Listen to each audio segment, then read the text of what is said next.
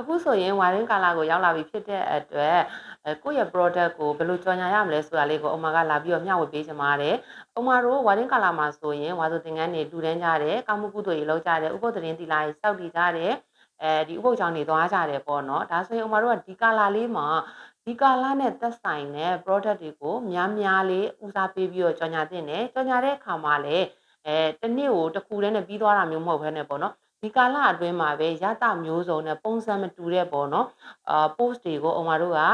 နေ့စဉ်တင်ပေးဖို့လိုတယ်ဘာလို့လဲဆိုတော့ internet line ကြောင့်လည်းရှိတယ်တခါတလေကြာရင်ကိုယ့်ရဲ့ post ကဒီနေ့တင်လိုက်ပြီမဲ့တချို့လူတွေမြင်ချင်မှမြင်တယ်ပေါ့နော်ဒီတော့အမတို့ကကိုယ့်ရဲ့ product ကိုရောင်းထွက်ချင်တယ်ဆိုရင်တော့ထပ်ခါလေးကြော်ညာ post တွေတင်ပေးဖို့လိုတယ်ဘာတွေကြော်ညာလို့ရလဲဆိုရင်အမတို့ဒီ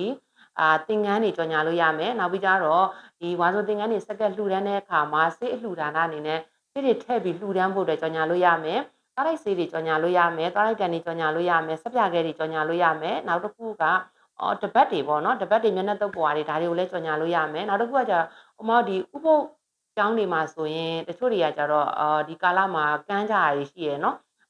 ကုသိုလ်တစ်ခုယူတဲ့အနေနဲ့ဥပုပ်တွေကိုလက်ဆောင်ပစ္စည်းလေးတွေပေါ့နော်ကမ်းတာတွေရှိတယ်အဲ့လိုကမ်းတဲ့အခါမှာကိုယ့်ရဲ့ product နဲ့